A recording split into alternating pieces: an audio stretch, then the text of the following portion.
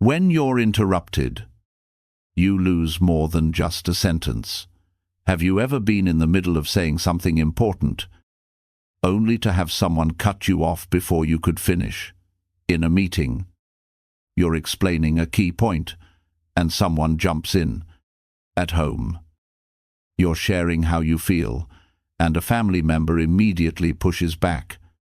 With friends, you haven't even finished your story before the conversation moves on. And what do most people do? They smile politely, lower their voice, and say, "That's okay. Go ahead." It sounds respectful, but the truth is, you're slowly making yourself disappear. Every time you give up the floor before you've finished speaking, you teach people that your voice can be ignored. Every time you apologize when you've done nothing wrong, you place yourself lower in the conversation. Middle-aged adults know this feeling well. After years of working, raising families, and carrying responsibilities, it's easy to get used to staying quiet just to keep the peace. But staying silent in the wrong moments isn't maturity. It's self-betrayal. If you don't protect your place in the conversation, nobody else will do it for you. And sooner or later, the cost is more than a missed sentence. It's the slow loss of your confidence, your influence, and your ability to be heard. Your voice matters. Don't give it away so easily. Your words define your place. The ancient world understood something many people have forgotten. Words are not just sounds. They define your place in the world. A promise can hold a family together through years of hardship. A well-timed command can save lives. A calm, confident statement can bring an entire room to a halt. Stoic thinkers like Marcus Aurelius, Seneca, and Epictetus never taught people to shout in order to earn respect. They taught something far more powerful. Master yourself first. When you're steady on the inside, your words naturally carry weight on the outside. People listen differently. They pay attention. They take you seriously. Today, your battlefield is no longer a Roman arena. It's the conference room, the family dinner table, the client call, the difficult conversation with your spouse. And if you can't hold your ground in those moments, you slowly lose influence in the places that matter most. At work, your ideas get overlooked. In marriage, your feelings get dismissed. In negotiations, your interests get pushed aside. The problem is rarely that you have nothing valuable to say. The problem is that you've become too willing to surrender your voice before you've finished using it. Before blaming others for not listening, ask yourself a harder question. How often have you silenced yourself first? Because people can only learn the value of your words when you treat them as valuable yourself. And every time you speak with clarity, confidence, and conviction, you remind the world that your voice deserves to be heard. The first word. Listen. The first word you need to learn is simple. Listen. Not shouted. Not spoken with anger. Not delivered like someone who has lost control. Just calm, steady, and clear. Listen. This word is powerful because it brings attention back to the present moment. When people interrupt you, they usually aren't listening at all. They're busy preparing what they want to say next. A well-timed listen creates a pause in the middle of the noise. Imagine you're in a meeting. 3 people are talking over each other. Your idea is getting buried beneath the conversation. Instead of raising your voice and competing for attention, you pause and say, "Listen. I need to clarify this point." The energy in the room changes. You aren't asking for permission. You aren't attacking anyone. You're simply reminding everyone that you're still part of the conversation. That's a big difference. Weak people apologize when they're interrupted. Hot-tempered people start arguments. Grounded people bring the focus back. That's exactly what listen does. It redirects attention without creating conflict. It establishes presence without demanding power. And most importantly, it reminds others that your thoughts deserve to be heard too. The goal isn't to dominate the room. The goal is to stop disappearing inside it. Because every time you calmly reclaim your place in a conversation, you strengthen something far more important than your words, your self-respect. And when you respect your own voice, other people begin to respect it as well. The second word, important. The second word is important. This is the word that gives weight to what you're about to say. In any conversation, especially when multiple people are competing for attention, nobody automatically knows which part of your message matters most. If you don't make it clear, people will naturally pull the discussion toward their own priorities. That's why the phrase "what's important is so powerful. It creates a marker. It tells people, pay attention. This is the point that matters. Imagine you're presenting a plan and someone interrupts with a minor detail.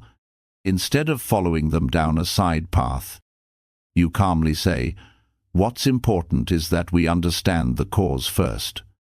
Suddenly, the conversation returns to the main issue. The same principle applies in relationships. Don't speak in circles and hope the other person figures out what you mean. Say it directly. What's important to me is feeling heard. That sentence is clear, calm, and impossible to misunderstand. Mature people don't beg for attention through frustration, drama, or emotional outbursts. They simply identify what matters and place it at the center of the conversation. That's what the word important does. It cuts through distraction. It brings focus back. It helps people see the point you're trying to make. If something truly matters to you, don't assume others will automatically recognize it. Tell them, name it, give it the weight it deserves. Because if it's important, then say, it's important. Clarity is not rude. Clarity is self-respect. The third word, now. The third word is now. This is the word that brings people back to the present moment. Human beings are remarkably good at avoidance. They say, "Let's talk about it later. We'll discuss it another time." This doesn't need to be addressed right now. It sounds reasonable. It sounds polite. But often, it's simply a way of burying the problem deeper. When you use the word now, you stop the issue from being pushed aside once again. You're saying that this moment matters enough to deserve attention. You're saying that the conversation shouldn't be postponed any longer. For example, when someone interrupts you, you can calmly say, "Right now, I need to finish this thought," or "right now." The important thing is that we return to the main issue. These sentences are short, but they create a boundary immediately. They remind everyone that the conversation still has unfinished business. Middle-aged adults understand the cost of delay better than most. There are conversations in marriage that stayed silent for too long. There are workplace concerns that should have been addressed years earlier. There are important truths that were postponed until resentment took their place. The reality is simple. Silence doesn't always create peace. Sometimes it simply gives frustration more time to grow. That's why now matters. It reminds you that not every issue can be pushed into the future. Some things deserve attention today. Some conversations need to happen today. Some boundaries need to be set today. Because the longer you wait to use your voice, the harder it becomes to find it. And the sooner you speak with calm clarity, the less likely you'll need to speak from anger later. Putting the 3 words together. When these 3 words come together, they create a powerful phrase. Listen. What's important right now is, in a single sentence, you accomplish 3 things at once. Listen brings attention back to the conversation. Important gives weight to what you're about to say. Now anchors everything in the present moment. You're not fighting for control. You're not competing for power. You're simply reclaiming your right to finish your thought. In a meeting, you might say, listen. What's important right now is that we address the risk first. At home, you might say, listen. What's important right now is that I explain how I'm feeling. During a disagreement, you might say, listen. What's important right now is that we return to the main issue. Notice what this phrase doesn't do. It doesn't insult anyone. It doesn't attack anyone. It doesn't make you sound controlling. Instead, it calmly reminds people that you are still part of the conversation and that your point deserves to be heard. More importantly, it signals that you are no longer willing to be pulled away from your position every time someone interrupts, distracts, or changes the subject. Many people believe they only have 2 choices: stay silent or get angry. But that's not true. There is a third option: stay calm without backing down. That is where real strength lives. Not in shouting, not in intimidation, not in trying to dominate the room. Real confidence is quieter than that. It knows its place. It holds its ground. And it speaks with enough clarity that it doesn't need to raise its voice to be heard. Because true power isn't being the loudest person in the room. It's being the person who stays steady when everyone else loses focus. The word that ruins everything. Sorry. There is one word that sounds polite but can quietly destroy your presence when used at the wrong time. Sorry. An apology is important when you've made a mistake. When you've hurt someone. When you're genuinely responsible. In those moments, saying sorry is a sign of character. But if you're expressing a valid thought and someone interrupts you, you have nothing to apologize for. Yet many people use sorry as a reflex. Someone bumps into them, they apologize. Someone cuts them off, they apologize. Someone makes them uncomfortable, they apologize. Over time, the word loses its purpose. It stops being an act of accountability and becomes a habit of self-erasure. Think about what you're really communicating when you say, sorry. Go ahead. The hidden message is, what I was saying matters less. You have the right to step over me. I'm not sure I deserve this space. That may sound harsh, but it's often true. People learn how to treat you by watching what you tolerate. If you repeatedly give away your place in the conversation, don't be surprised when others assume it belongs to them. The issue isn't politeness. The issue is self-respect. Kindness does not require you to disappear. Respect does not require you to surrender your voice. And consideration does not mean constantly putting yourself last. Use apologies when they are deserved. Use them when they are meaningful. But don't use them as a shortcut out of discomfort, because every unnecessary apology makes you a little smaller. And every time you protect your right to be heard, you become a little stronger.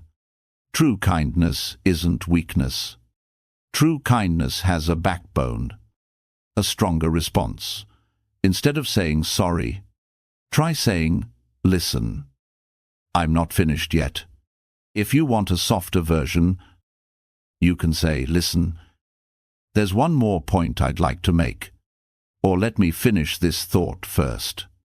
These phrases are simple, but they completely change your position in the conversation. You're not attacking anyone. You're not embarrassing anyone. You're not creating conflict. You're simply reminding people that your thought isn't finished. That matters. In a meeting, when a coworker jumps in, say, "Listan. I'm not finished with this point yet." At home, when a family member reacts before you've finished explaining yourself, say, "Listan. There's one more thing I need to clarify." In a marriage or long-term relationship, when your spouse has a habit of interrupting, say, "I'd like to finish what I'm saying first." Notice the difference. You're not asking for permission.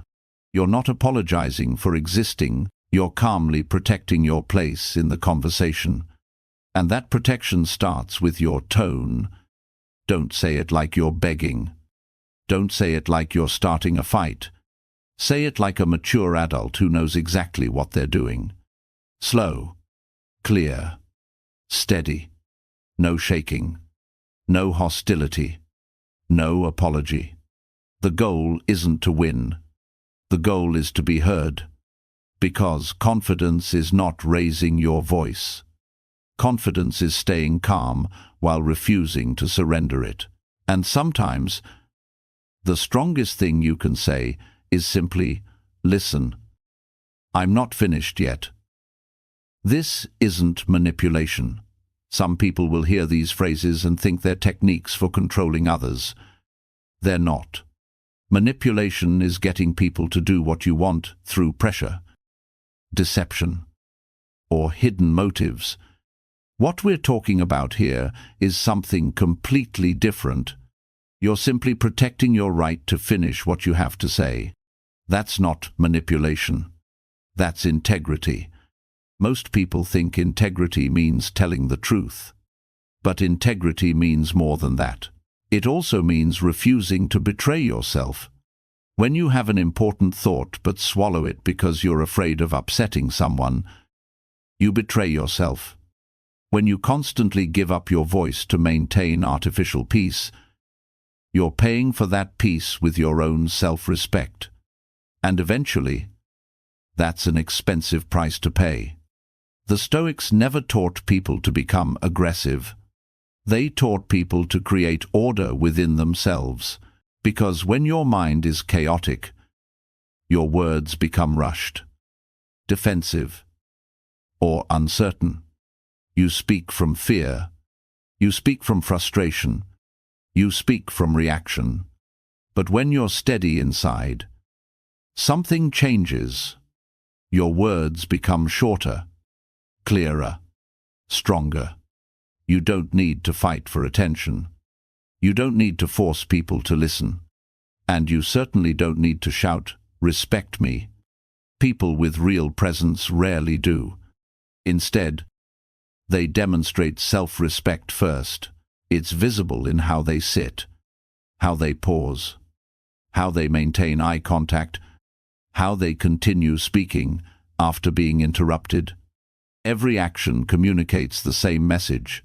I respect you, but I respect myself too. That is not arrogance. That is not control. That is quiet strength. And the more you practice it, the less you'll need other people to validate your worth.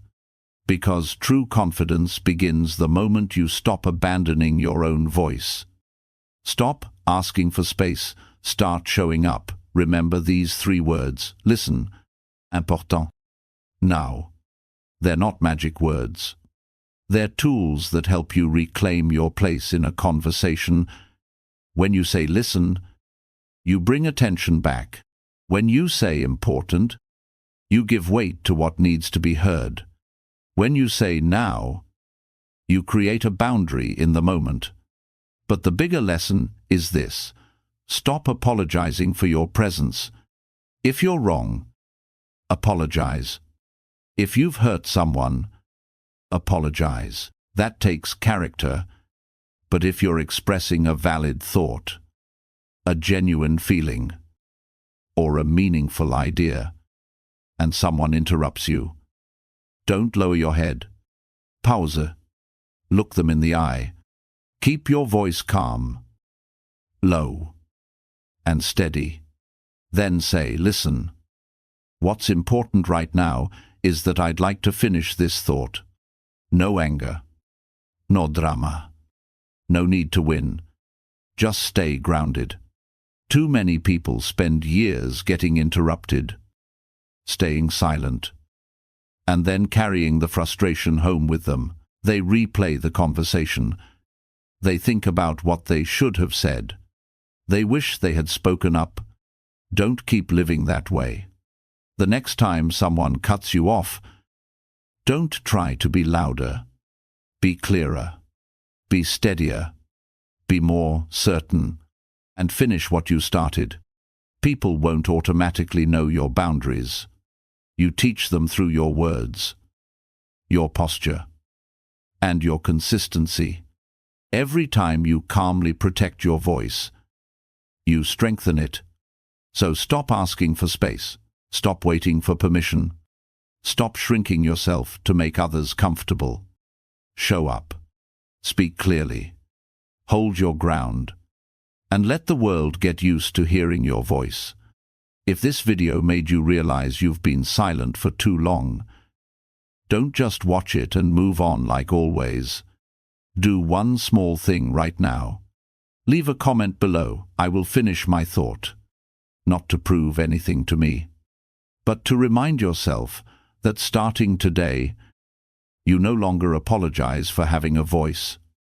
If you've ever been interrupted in a meeting, at home, in your marriage, or in any relationship, remember this: you do not need to become aggressive to earn respect. You simply need to stop stepping back.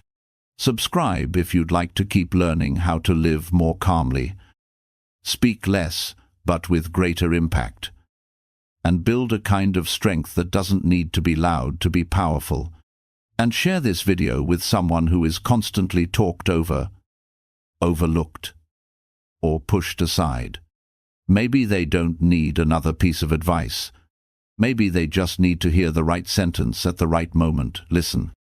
What's important right now is that I'm not finished yet. Don't wait until anger is the only thing left that can make you speak. Train your voice before that day comes. Practice it in small conversations. Practice it in ordinary moments. Practice it when the stakes are low. Because confidence is not built during the big moments. It's built in the small ones. The people around you will only learn to respect your boundaries when you have the courage to show them. So start today. Speak clearly. Stand your ground. Finish your thought. And let your voice take its rightful place in the room.